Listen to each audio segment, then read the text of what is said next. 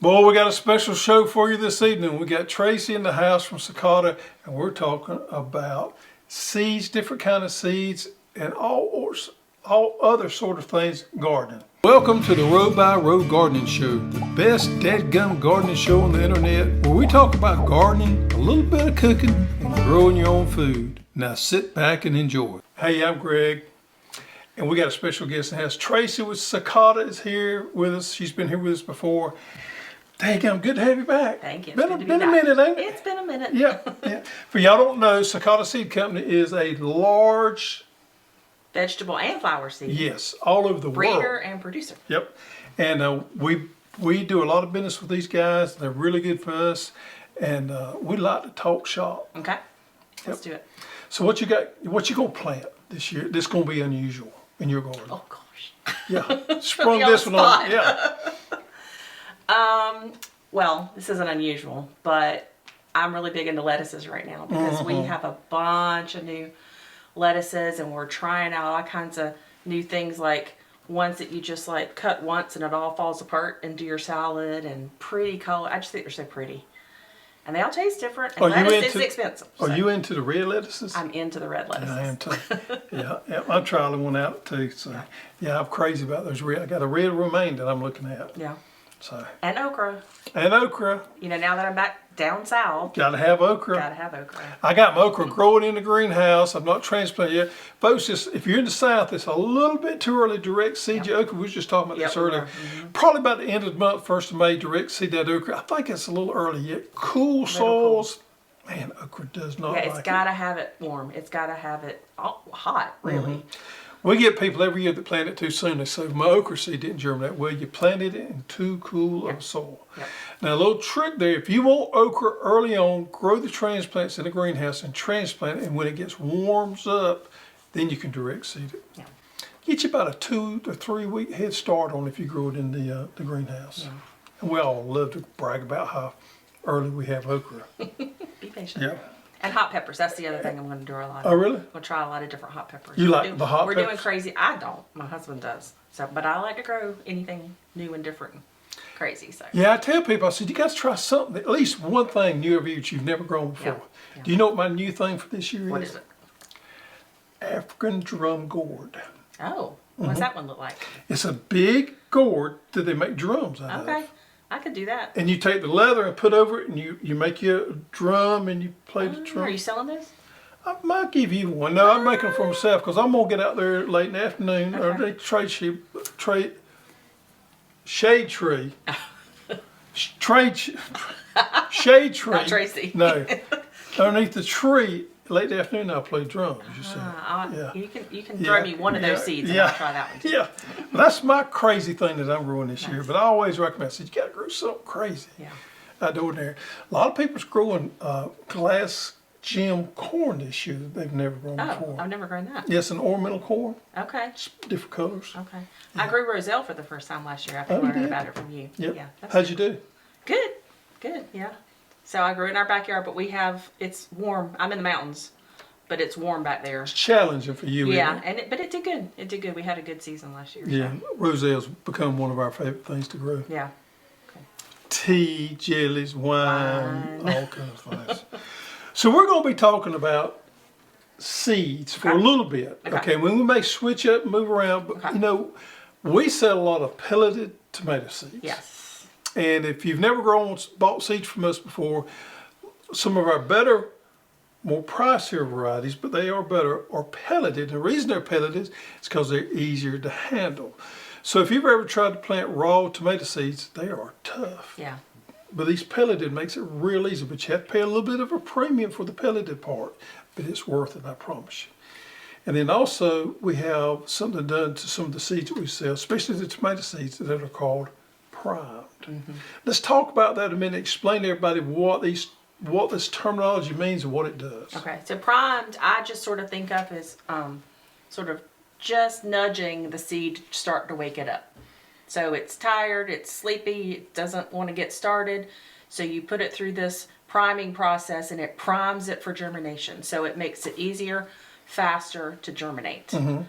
With that, that process starts the growing process.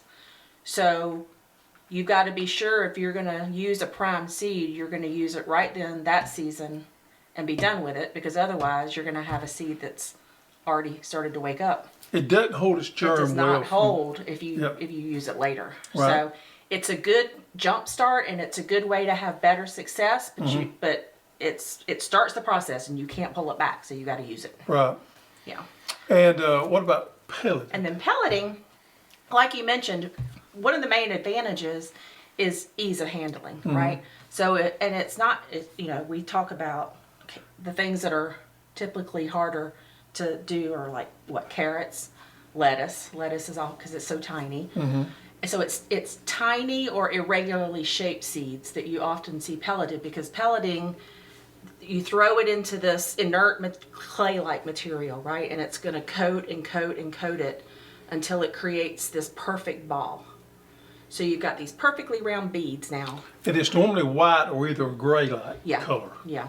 So the varieties that you would see that would be pelleted, let's go with pelleted first, would be, like you said, carrots, lettuce, tomatoes, celery, throw one on you there. Peppers. I don't see a lot of pelleted peppers. Yeah. There are some? Well, for bigger growers, right? Okay. So, and then tomatoes which is our big thing. Yeah. Now, the varieties that we have that are pelleted, help me here, is Hostinator, Red Snapper, Shelby, Bella Rosa, and is Taki? Roser? Taki? No. Maybe that's it. So there's a few varieties, and we normally say on the product page if they're pelleted. Yeah. Now the ones that we have that are only primed is going to be the tomato varieties. Yeah. It's going to be Red Snapper, Hostinator. Yeah. Really just like 4. Yeah. Is Bella Rosa primed? Bella Rosa can be primed. Can be primed. And Shelby? Yeah. Shelby, okay. Man, that was tough. We got through it. So those varieties that we carry are primed and pelleted. Now, is there such thing as having a primed seed that is not pelleted? Yes. So you can have a primed seed, you can have a pelleted seed, and you can have a primed pelleted seed. Okay. Yeah. When would you see seeds that are not coated and just primed? This is more of the commercial end of things. It is, and a lot of times if we know that a variety has a little more trouble germinating, if we know that it's got to go into a program and be planted and have, 99% germination, it's got to have those seedlings come up fast, super even, every last one of them, and it's a shorter time period, then you're going to prime them so that like the wheels are greased, right? It's primed to be successful. For the home gardener, what is some tips and tricks for growing these pelleted and or prime seeds? So the number one thing I said, like I mentioned, is making sure that you're using it, you're getting it out there, and you're watching, you're watering, and you're feeding. Were those grown from prime? Yep. Look at that. Red Snapper. And that's just perfect, right? That's perfect plant right there. And up. I'll show everybody the tray in a minute. We got 100% germination. Yep. But Strong. they are a little tricky for some people to grow. And I think the reason is, correct me if I'm wrong, is if you stress them anytime during the germination process, you can have failure. They're easy for me. They're easier to me than raw seeds is. And I guess they should be. And were these pelleted too? These were pelleted also. And pelleted, that's where I think you really have to watch it, right? Because it's going to be easy. You're going to have even, quick sowing. But you really got to watch the watering on pelleting. That is the number one thing. So, because remember, it's the seed that's got this coating of this clay-like material around it, right? So when you water it, you have to water it a little bit more than you would a raw seed, because you need to break down that clay coating away from the seed. Which may extend a day or two in the normal germination process. Yeah, exactly. But if you water it too much, then all that clay material is gonna gum up and stick, and all of a sudden there's no air movement around that seed and it can't get going. So it's like this fine line between not watering enough and watering too much. You got to water it just right if it's pelleted to get that pellet broken down and then to get the air in there and get that thing going. And your hole in the bottom of your seed starting tray needs to be open and have room for that moisture to flow out of it. So if you set that seed starting tray down on something solid so the water can't get from out of it, then you're going to stay too wet. And getting that air circulation is the other really important thing for pelleted seeds. You know, that's a commercial trick. Most home gardeners do not use the air circulation trick that all the commercial guys use. Yep. Fan, just a simple fan. Fans. You know, I had this conversation the other day. This guy in Alabama that's growing some plants to sell as a sideline deal. And he sent me a picture of a plant that had a little bit of a disease issue, just a little bit starting. And he wanted to know what to treat it with as preventive for his next crop that was coming along. I said, treat it with nothing. Put a fan in there. It's simple as that. Yeah, put a fan in there, get that air circulation, and that'll take care of that disease problem there. Yeah. So watering and watering the right amount and air circulation is going to be your main thing to watch when those seeds are pelleted. Okay, so. And, Yep. you also need to use pelleted seed within the first year. So Yep. pelleted seed is also not something you want to save for That was years my and next years. question. Yep, So sorry. you don't buy pelleted prime seed to keep from year to year to year. They just don't store well. No. If you want, and even for that year, if you want to, well, don't store prime seed, period. Like I said, that stuff started. You need to finish it. But pelleting, if you want to store it for that year, you have to make sure it's stored in a cool, dry place. If you do store the seed in the refrigerator, you better make sure it's in a very airtight container so that it doesn't get any kind of moisture in it. So why do those seeds cost more? Well, you're adding labor and a process and a product to it, right? Yep. So they've got to be touched. They've got to be put in a fancy machine. They've got to be, it's very, very scientific. Pelleting is quite a scientific field as far as the ingredients that are used, the percentages of those ingredients, how they are put on the seed. It's pretty high tech, so you got to pay for that. And you can't get pelleted and prime seed from just any seed dealer out there. So we're one of the few that sells those. Yeah. And we're proud to sell them because we think it adds added value to the customer. It does from my standpoint of growing tomatoes there. So in case y'all didn't know, Tracey with Sakata here, they are the breeder of our frontline tomato line there.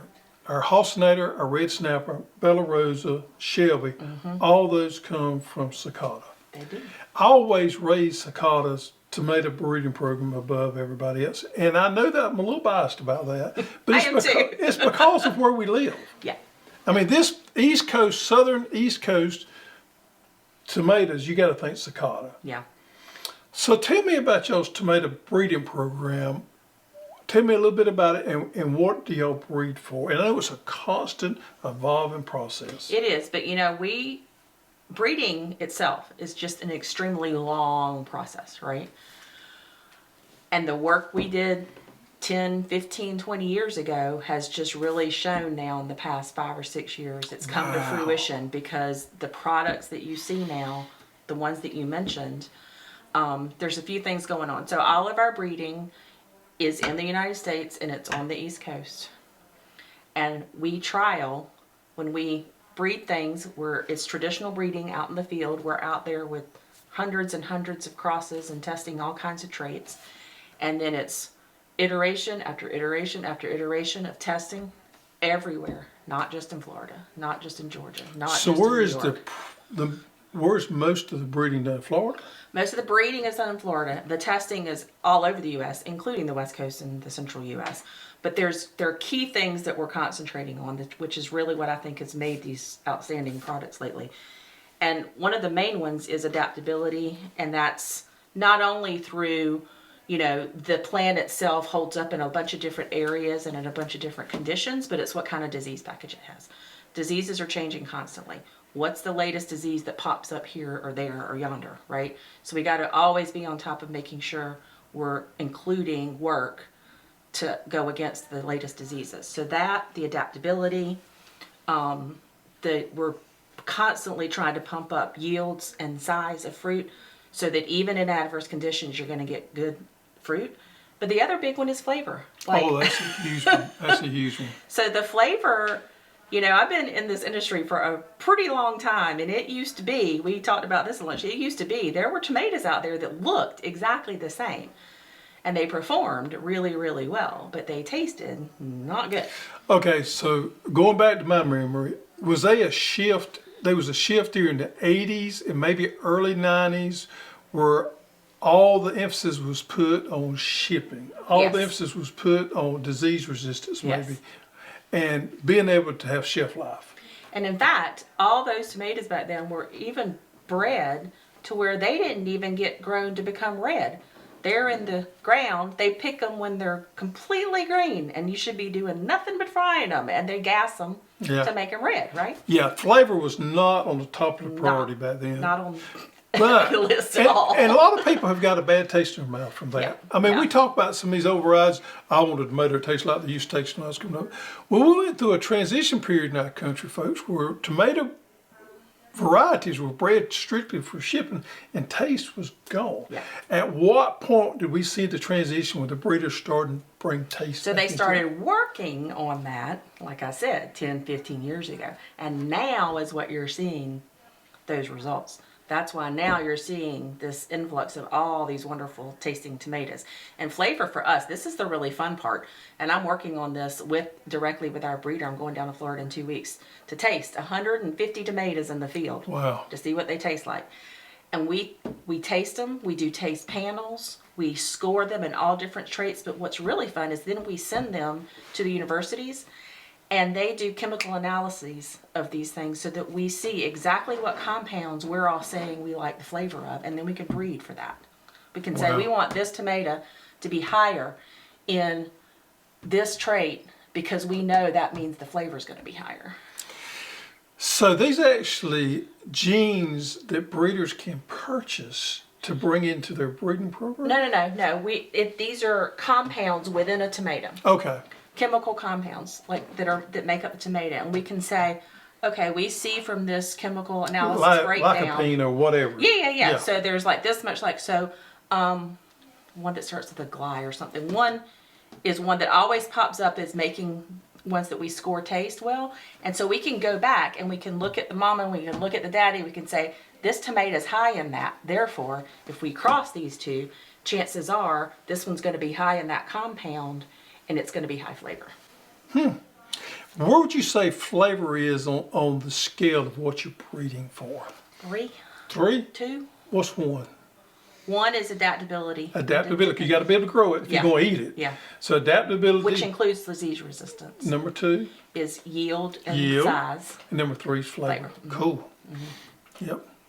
But those get kind of all depends, right? They do. And in the meantime of that, you got these little slight things that you really want to breed Oh, for. yeah. So one of them that I really like about Sakata, and I talk about this a lot here in the Deep South, is foliage. We want good cover, is what You we want call good it. cover. Good cover, and it's a umbrella. It's a sun shield to protect the leaves, protect the tomato from the sun. Right. Yeah. So important for us in the South. We get that leaf scald. Yeah. I mean, leaf scald, fruit scald. That's just sun just frozen. Yep. So to be able to protect that plant is huge, huge. For And that's us. what, like I was talking about, we walk up and down the line of all these crosses that breeder has made, and we're tracking that. This has got good plant cover. This one doesn't. That one's out. This one's in. Keep going. And you would say that is part of the reason you're the leader on the East Coast for tomato Yeah, production? I mean, we have got a really, really good system of what are the best traits, what are the consumers and what the growers looking for, and what's going to make this tomato better than the others out there. And then it's that all in the breeding. So what's new In tomato production? Let's talk about tomatoes. Everybody loves tomatoes. I'm fascinated with tomatoes. Let me get this tray right here. Show everybody. that's pretty. Look at there. Look Now at that is that's a perfect, full right? tray of red snappers there. This also shows what primed and pelleted seeds Yes. can do, right? The commercial growers love it because it's consistent and it's even and it's easy. Yeah. Yeah. Perfect little plants. And look how strong. I mean, these are not leggy. If you Go were ahead here and pull- touching this. Go ahead and pull that one. I'm going to pull me one. I'm going to lay it right here. So first of all, I just yanked this thing out by its stem, which you're not supposed to do, but it survived. It's okay. Let me put But I'm this saying back that's how here. strong this is, right? Yep. That plant right there That's a strong amount. is less than 4 weeks old. Wow. Isn't that amazing? That is amazing.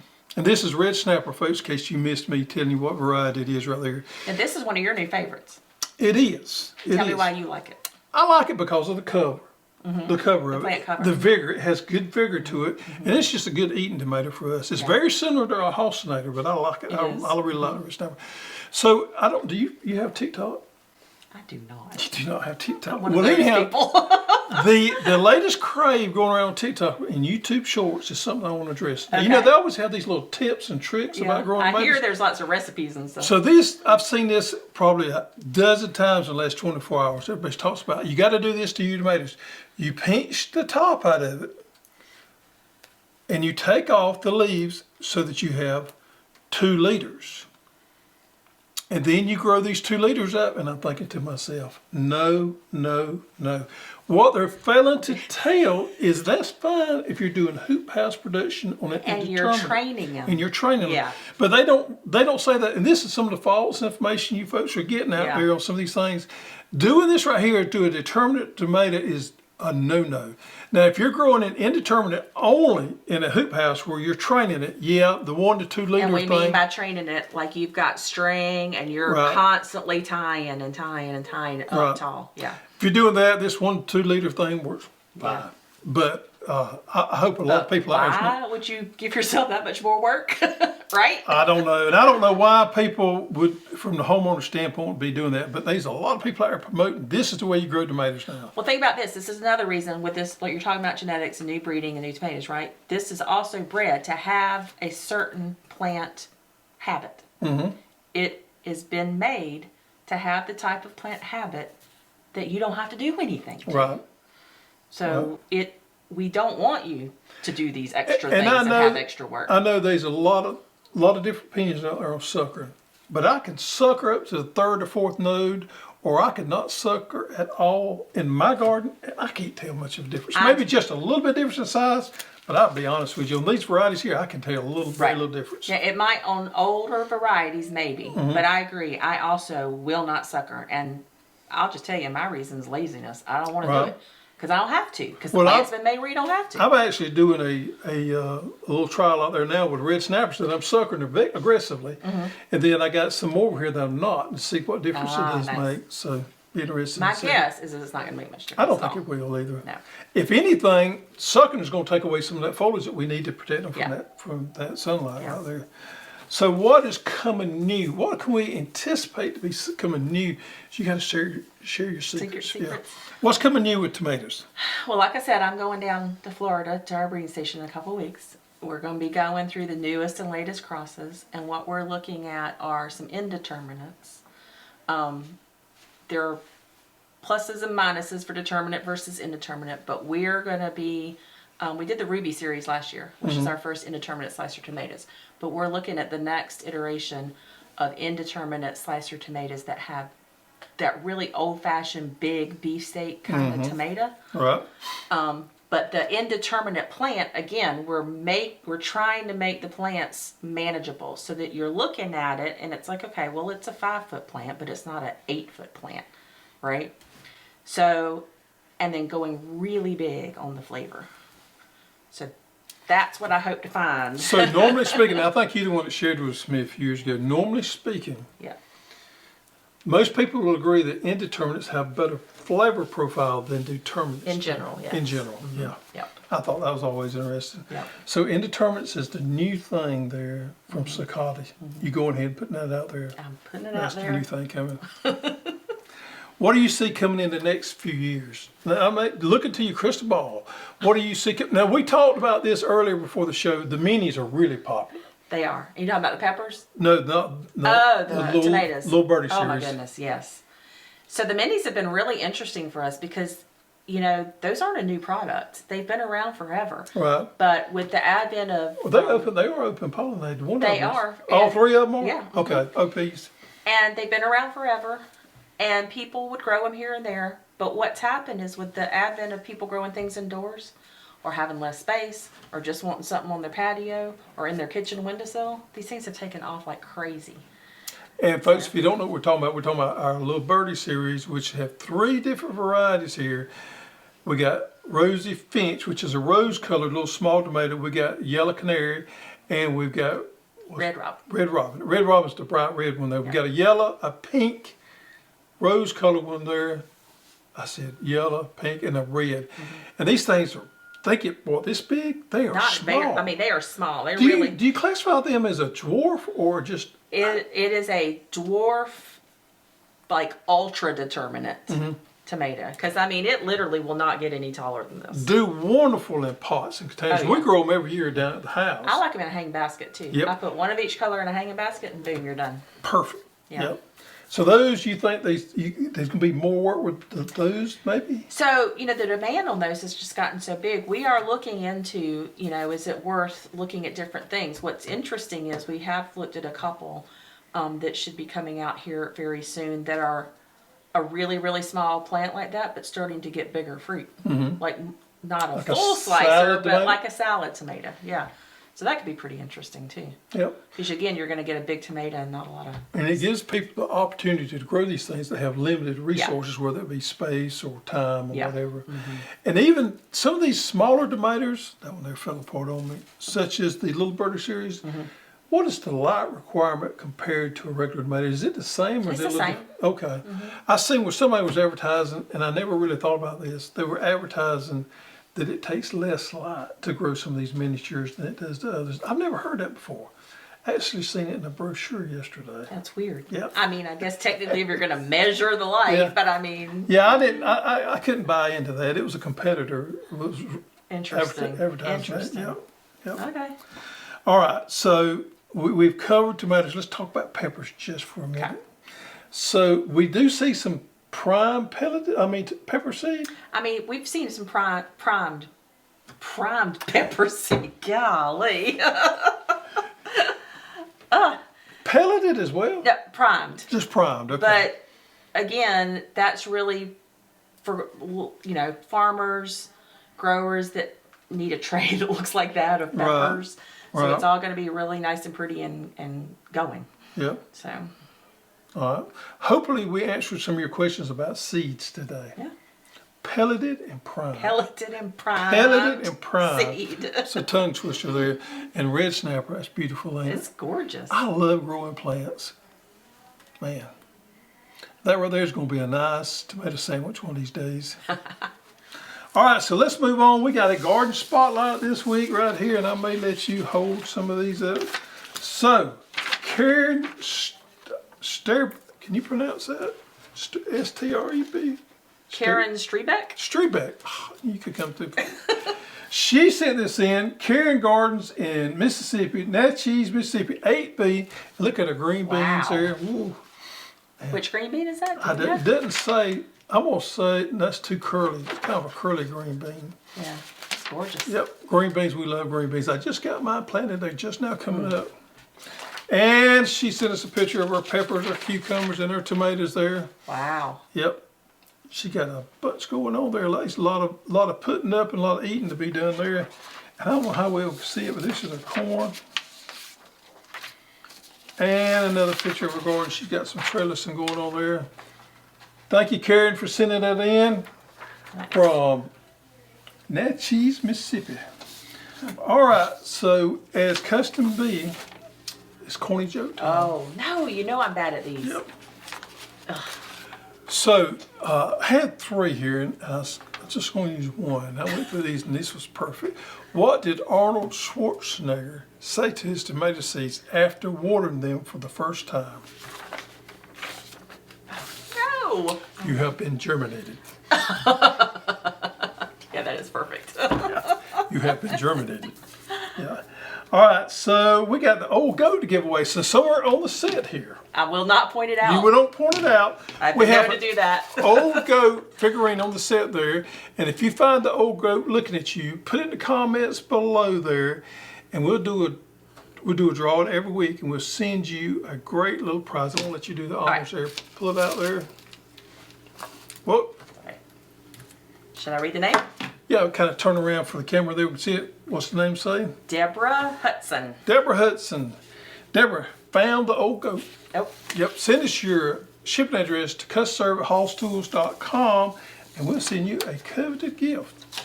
Man, I got all sorts of things going on here, and we got something new this week. So a company that we deal with a lot called Monterey. Are you familiar with Monterey? I am not. They're out of the great state of California. I would think that would be the case.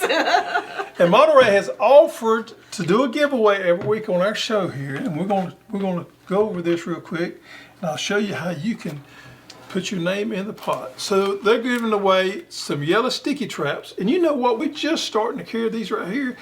I don't know why we hadn't carried them before. I use these all the time. All the time. Inside too. It's got a rose on there, which is a little misleading, so it's used for everything. Now, use these things twofold. Use it for monitoring what you may have a problem with. So if you start catching a lot of aphids, you know you got an aphid problem, or you start catching a lot of beetles. But you can also use it as a control. Oh yeah, for sure. So anyhow, yellow sticky traps right here, and then Monterey horticulture oil here, and this is one of those horticulture oils you can spray in any temperature. Oh. So you don't have to worry about burn there. And complete disease control, we got a bottle of that right there. Do you remember Serenade? Yeah. That is a cousin of Serenade. Oh. Yep, biological fungicide right Okay. there. And then we got fish I want to and say it. Fish and guano. guano, yes, which is a fertilizer, which is a natural fertilizer there, 962. So Monterey is gracious enough that we're going to give away this every week at the end of our Row by Row show, and I'll tell you how you can put your name in the pot. In the comments below, just simply put the name of the city and the states you live in, and we're going to generate that. They have this thing we can generate a winner right there. Just put the name of the city and the states you live in, and we're going to put you in a drawing for this package right here every week. And next week we'll announce the winner, and we'll do the drawing again week after week. Waynesville, North Carolina. Waynesville, North Carolina, you're in the drawing. All right, folks, thank you there, and thank you for Monterey for sponsoring our little giveaway there at the end. Tracey, it was dadgum, it was a blast again. Yes. And It won't be so long this time. I know, and you got to keep us updated on these trials down there. That's I going to be will. very interesting because we I'm may gonna pick out a we may few have a little special something things working for on that you. right there. That's Yeah. right. Yep. All right. Thank y'all for joining us. Now it's time for you to get outside and get dirty.